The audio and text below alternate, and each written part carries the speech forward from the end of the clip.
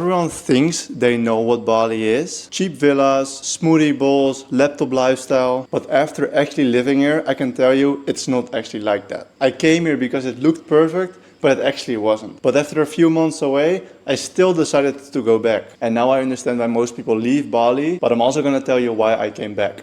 Oh Jesus, this angle is not really beneficial for my hairline. Anyway, so to tell you my story, the reason why I initially went to Bali was because I made my first real money online. I wanted to move out. I was 22 years old, ready to move out. And a friend asked me if I wanted to join on his trip to Bali. I just only thought about two things. First thing, super cheap. Amazing, I can afford it. I was living on $3,000 a month at the time. Second thing, my main job is YouTube marketing. So I was like, oh my God, I'm gonna get famous because I'm gonna go to Bali and everyone is gonna watch my videos. Spoiler alert, that's not actually what happened. But something else happened instead. It was way better than expected. Yes, it was cheap. Yes, it looked good on camera, but it was also super warm, which I didn't know because I'm retarded. I didn't really read through any information. I just went. And it ended up being super safe as well. I can tell you everything about Bali, but you just have to go to understand exactly what I mean. But it's just that island vibe that it's just different. But paradise gets complicated once you actually start building some real momentum with your business. Because when I came here, I was only making $3,000 a month. Just for context, at the time, the business was making $40,000 a month. And last month, we made $180K a month. Screenshot.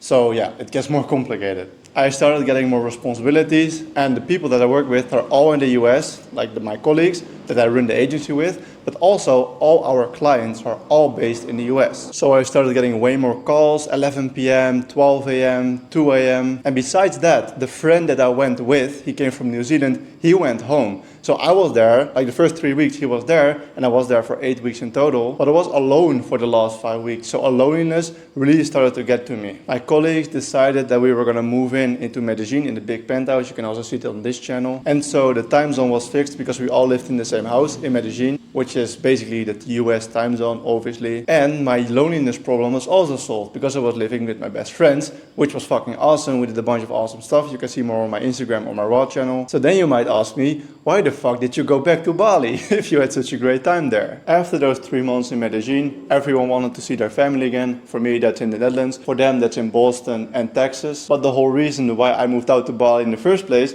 was because I didn't like it in the Netherlands. So after being at home for 3 weeks, I was like, fuck, I can't do this. The weather started to turn gray because it was after summer.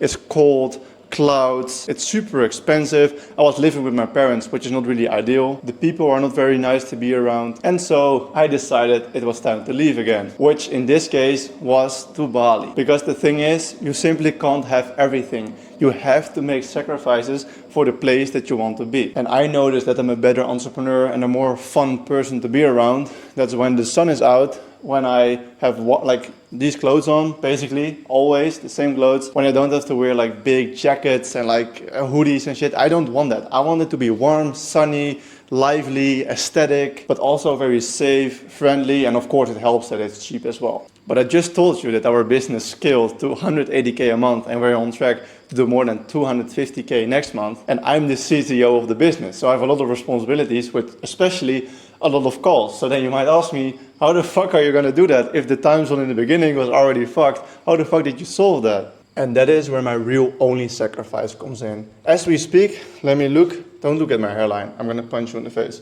It's currently 1 a.m. and I'm super alive and not tired at all. Why is that? Because I go to sleep at 7 a.m. every single day and I wake up at 2 p.m. Then you might think, that's not healthy. You shouldn't do that. You can't sustain that. Well, I would rather have sunshine for most of the day, because obviously I'm also asleep for some of the day, friendly people, cheap prices, quality services still, because I get my laundry done. My villa gets cleaned twice a week. I live in a super sick villa for a cheap price. I pay 2K a month for this place. And most importantly, it's warm. I can walk around in a tank top and shorts at 1 a.m. and I'm sweating my ass off. And to be very honest, it's not really that bad. I like being on calls, I like being in charge, that's why I took on this role in the agency. And I still sleep 6 to 7 hours per day, which is fine and I feel energized. But that was not the only problem that I had when I left. Because that was only the time zone that at the time I didn't solve. It was also solitude. I felt very lonely when I left at first to Medellin, which I was very happy with. So how did I solve that? I solved this problem by simple preparation, acceptance, and just looking for solutions. At first, when I ended up in this position in March of this year, it's October right now, in March of this year, I kind of ended up in that situation. My friend left and I wasn't really used to living alone, and I wasn't expecting it either because it kind of just happened that way. And I was there randomly on my own in Asia with my family at home, all my friends in the US, and that was everything that I had. So I was the only one in this fucking continent. So when I flew here the second time at the end of September, I knew that I was going to be alone. I knew there was no one coming. I know that there was no one here around that I could meet up with. So I knew if I wanted to have some contact with friends or family, I should just relentlessly FaceTime them, call them up or whatever. It also helps that I have way more calls right now. So on my big friend here, my laptop, I'm obviously in charge of an important position in the business. So I have to manage a bunch of people. So I'm naturally in contact with a lot of people. And I'm way more confident than when I got here. That was the first time that I moved out officially. This is the third time now because I obviously also lived in Medellin. So I'm way more used to being out, to being mature, to having to pay for everything.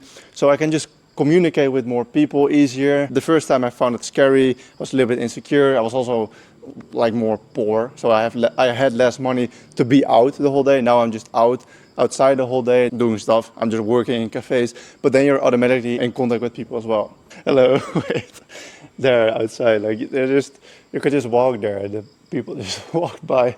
Like this is just all outside. I'm just on the balcony right now, which is kind of funny. So yeah, that's how I solved my loneliness problem and the time zone problem. I obviously really can't solve the time zone problem. That's just, I accepted it, and I'm just a little bit extreme with what I'm doing to still get the same results. Ideally, I would solve the solitude problem by inviting friends here or living with friends or just planning a trip together. But after this, I'll probably travel to New Zealand, where that friend from the first travel here, he lives there. I might visit him there, and then obviously I have a friend around me again to kind of catch up on that brotherhood. So to go a little bit more in detail on the life in Bali, what you can expect in costs, in expectations of the vibe, the quality of food, the people, the safety. Let me do a little quick say about that, because you're obviously watching this video because you're genuinely curious what Bali is like, why I left, why I came back, blah, blah, blah. I answered those questions, but I want to give you some more details because I'm as authentic as possible on this channel. My job is literally YouTube marketing. So we run YouTube channels for 8-figure, 9-figure, even some 10-figure entrepreneurs. You can look on the website, Content Cartel, that's what our business is called. So yeah, I do realize how important authenticity is. This place was $2K a month, so that's nice for the full month. I think I spent between $1,200 and $1,500 on food every single month because I order everything and I eat 200 grams of protein because I want to get huge. And I'm 6'8", if you couldn't notice, I'm super tall. So I have to eat a lot of protein. I'm working out every single day. So I'm tired, blah, blah, go to cafes, eat outside, order a bunch of chicken, blah, blah, blah. So for full transparency, I'm currently between 7K a month and 10K a month. That's what I can spend myself. Obviously, the business makes way more money than that, but this is my current budget for myself. So that's about my transparent spendings. For the quality, it's fucking sick. Like this villa gets cleaned twice a week. It's amazing, nothing to complain. My cleaner is super nice to be around, like he's super polite. He does my laundry, I don't have to do anything. Like literally, he does everything. Food gets delivered to me. I didn't cook a single second because I hate cooking. So I get that done, they deliver it to your door. It's never broken or like bad, or it's always good quality, but mostly the island vibe and just the safety and the Grab scooters, the weather. Like I'm usually in the morning, I'm here in my underwear, just chilling, or at least morning when I wake up, it's around 2 to 3 p.m. And then the UV is super high. So I'm just chilling here in the sun, responding to some voice messages whilst I'm tanning. Like quality of life is fucking amazing. I love it here and I will definitely come back more often. But I'm gonna settle down for at least a year after this for a solid base and a solid routine. And I won't choose Bali. It's probably gonna be Dubai, Spain, or South America / Arizona. So either of these. Just simply because the calls are only gonna increase for me personally. So then I'll probably have calls between 9 a.m. US time and like 6 p.m. US time. That would just be fucking brutal every single day if you have to maintain that in Bali. So let me do one of these last cool changes because I liked changing those angles in this video. Let me put you somewhere else for the outro. So that's all the information that I currently have after living here for around 4 to 5 months-ish. I love it, it's amazing. Time zone is not efficient.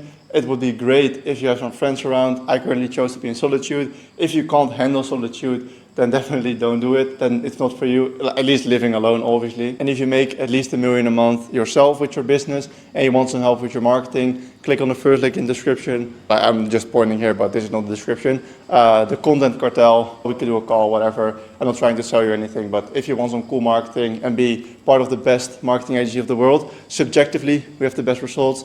Then click on that link in the description. And if you see a 6'8", white-ass, lanky dude walking around Uluwatu, in this case right now, or in general in Bali, feel free to say hi, whatever, and I'll see you in the next video.